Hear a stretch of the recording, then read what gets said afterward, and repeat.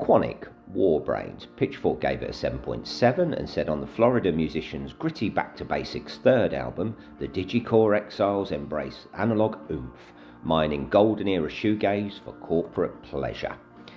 Yeah, a couple of seconds of noise at the very beginning, I feared the worst, but it didn't last for long before it was, atmospheric shoegaze indie. In a more rocky way, wall of sounds. There's a melody in there, but it's well hidden. Whimsical voice somewhere between Kurt Cobain and Mark Gardner from Ride.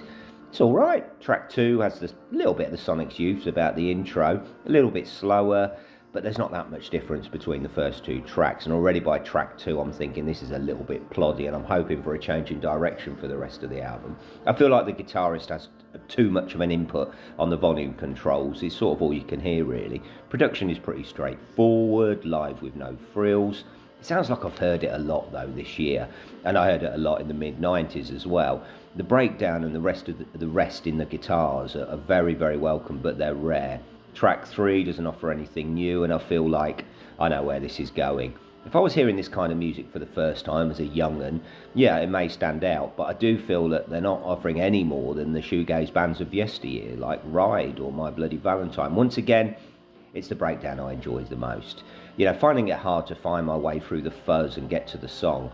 I feel this feeling is stripped away. There may be good ones in there, but I can't tell. They slow down a little bit on Scolder, sounds a little bit more grungy. Just turn down that big muff pedal. I had a similar challenge with shoegaze that I have with ambient. How many albums like this do you need? The surprise element was lost decades ago.